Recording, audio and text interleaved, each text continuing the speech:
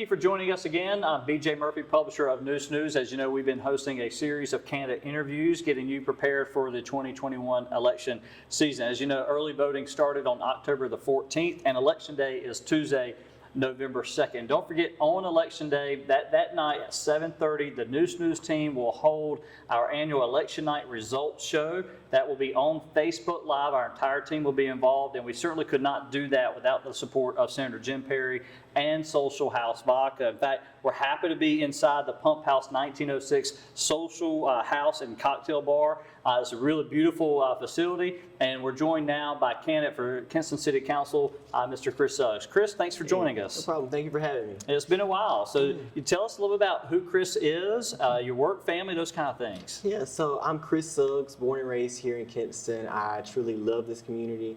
Both my parents born and raised here. My family go back about four generations here in Kinston. So, you know, it's beautiful that I'm here. I've decided to return home from recently graduated from UNC Chapel Hill, and I'm back here in Kinston running for City Council. And again, I love this community. My family have always instilled public service and volunteerism in me.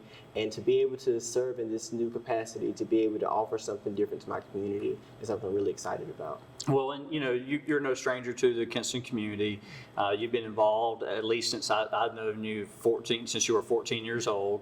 You graduated Kinston High, went to UNC, helped lead the senior class there. So tell us about, why begin your professional career here in Kinston? So, I had an amazing time and made an amazing experience, in Chapel Hill. Going to campus, I knew I wanted to be a great student, a great leader on my campus at UNC. I led our Black Student Movement, which is the largest cultural organization on campus at Chapel Hill, amassing about 500 members. And then my senior year, I had the honor of serving as senior class president for the pandemic class, as we called ourselves. We were in Zoom University, but to be able to lead our campus, lead our student body through such tumultuous times, truly, strengthened my leadership skills in a great way, but also showed me so many truths about the world, truths about society, and navigating college, navigating leadership in the midst of this pandemic. I knew the importance of, or I realized the importance of being grounded in family, grounded in community. Being away from home in the midst of the pandemic, feeling afraid to come back and, see my grandparents or be around my loved ones who may be immunocompromised. I knew I wanted to, as a leader, do something to help us get out of this pandemic, but also I knew I wanted to be back long term with my family and the community that I love and care about. So that's why in March of this year, March 1st, officially, I moved back home to Kinston just 2 months before my graduation, and I've been back ever since, serving my community, helping out, and now running for City Council. Well, tell us, why does Chris Suggs want to be on the Kinston City Council? I love this community. I have been intricately involved in a lot of projects, serving the community. Growing up, I organized my first service project when I was 8 years old. It was a street cleanup project over in East Kinston. I noticed the amount of litter and things on the street, and I told my Aunt Tammy, my Aunt Tammy, I was like, Aunt Tammy, I want to get out here and, do something about this. And we went door to door, putting out flyers about this cleanup we were going to have on a Saturday. And we got out that Saturday with some neighbors, and we cleaned up the streets around our neighborhood because, I cared about my community even at such a young age. And throughout my years, I started Kinston Teens, and we've done a tremendous amount of work for 7 years now, advocating for our community, responding to disasters like Hurricanes Matthew and Florence, the COVID-19 pandemic, empowering young people to make a difference. So I see City Council as an opportunity for me to continue serving, doing some of the things I've already been doing, but also being able to implement some of the ideas and visions I have for this community and continue, leveraging city resources and support to make Kinston a better place. I think we have a great local government here with lots of room for improvement, but also lots of great people, great folks who work in our city departments. And I think we need leaders who can offer some of the skills and skill sets that I can. Well, let's talk some more on the policy side now. As you know, I've been, and you may or may not know, I've been critical myself of the last 2 attempts by the mayor and some members of the council, not everybody, but some members, to give themselves pay raises last year and earlier this year. What do you really think is a fair compensation or wage for members of the council and the mayor? Right, yeah. I think there's lots of considerations to go into place. One, there's no reason that the mayor, city council should, be looking to have a salary comparable to maybe Charlotte or even a metropolitan city like Atlanta or New York, But at the same time, we want our city leadership to be able to be something that regular folks can obtain and be a part of. It shouldn't be something that, folks are, I don't think $500 a month is adequate compensation for a city council member.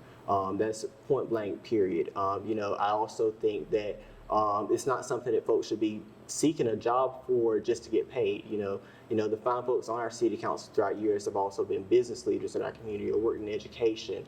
And, it's a part-time job. And I think that's something that folks vying to be on the city council also need to realize is that, you're not here to micromanage the city staff or manage and be involved in day-to-day operations. But as a city leader, you're here to provide strategic visioning and ideas and policies for the city staff to implement. So I do think there's some consideration has to be in place to make sure that it's something that folks can survive or feel adequately compensated for. But I don't think it's anything, that would be comparable to a full-time job. No, not Understandable.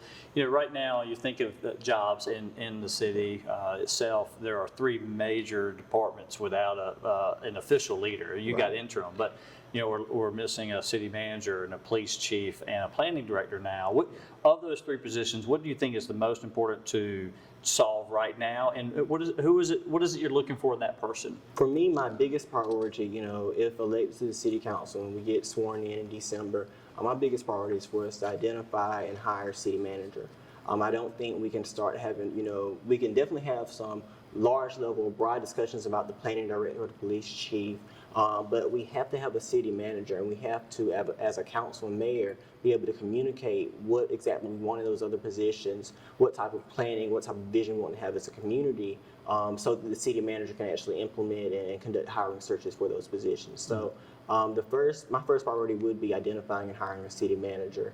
And in a city manager, I want somebody who is, my word would be, full of integrity. You have to have integrity. If you're going to be leading a city like Kinston, if you're going to be leading any position, you have to be a person of integrity, somebody who can do what's right when nobody's watching, when everybody's watching, someone that our city leaders and our community can trust to do the right thing for Kinston. And we're a community that's, not shy of any challenges or problems. We have our fair share of those.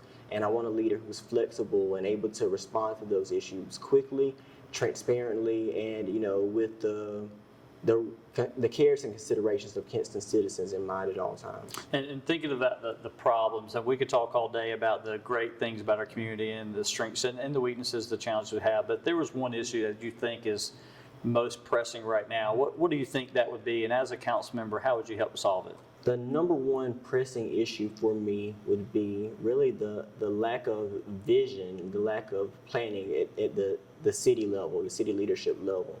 The fact that we are, in that void of not having a city manager, police chief, and planning director, and then we have to immediately hire somebody. That's my biggest priority. I think that's one of the top issues.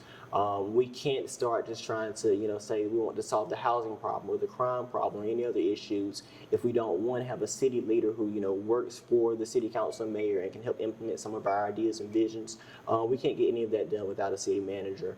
At the same time, I would say, in terms of our other issues too, developing a strategic plan. I think so often, leaders at all levels, not just here in Kinston, but even on the state and federal level, we get so caught up in the now. What's happening right now today? What can I do to look good today or make folks feel good tomorrow?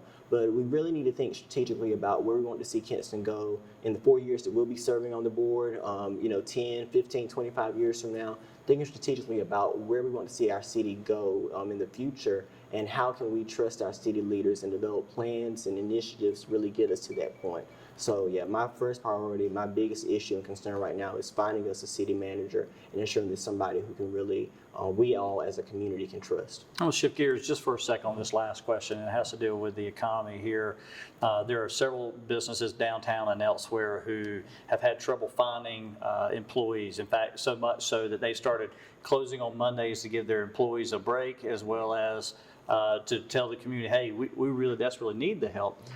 Is there anything the city of Kinston can do to help these businesses get employees back so they can reopen on Mondays? As a city leader, one thing I look forward to doing is really researching into resources being offered by our state government. We have a great North Carolina Department of Commerce, as well as the federal government as well has lots of programs out there that small businesses such as the ones here in Kinston can utilize for support, whether those are grants or loans, as well as just even training and support from their staff members to really make sure that these businesses are set up for success.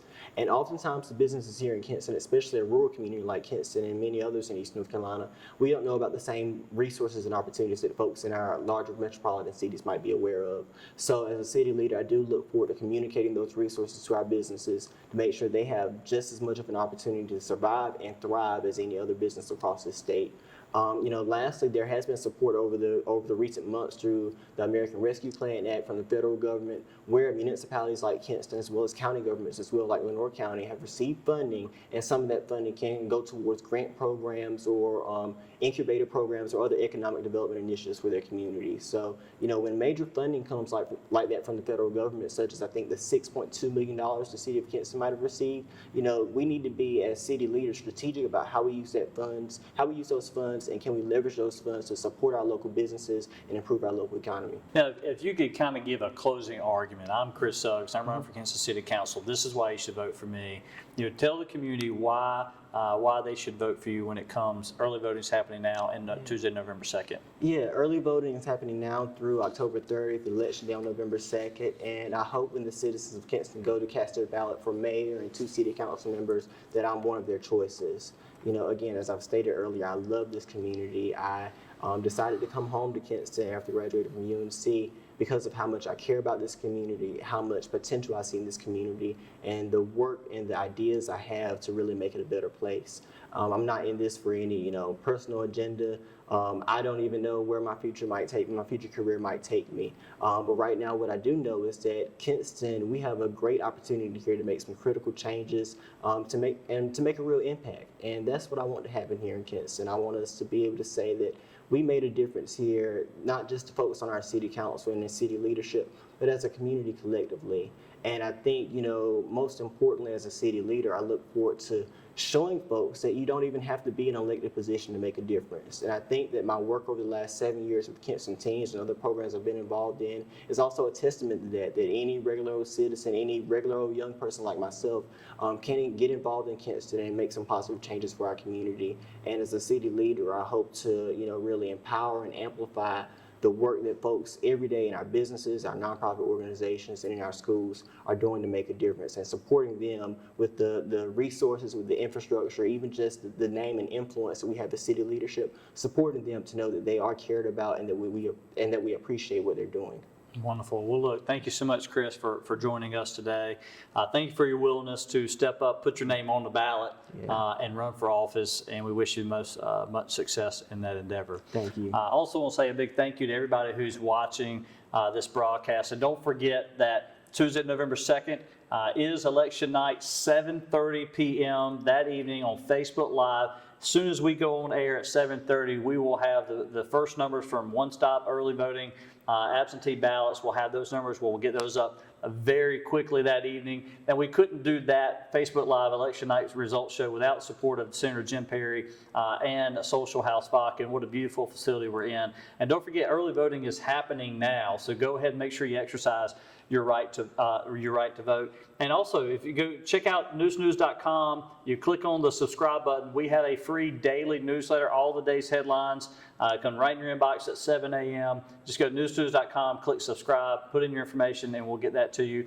And lastly on that, if you like breaking news, we do have a breaking news text alert system. Just text the keyword NN to 484848. That's NN to 484848, and you'll get our breaking news coverage. Again, Chris, thank you so much for joining us. And we look forward to seeing you here real soon. And thank you all for joining us. Don't forget to join us on Tuesday, November 2nd at 7:30. Have a great day.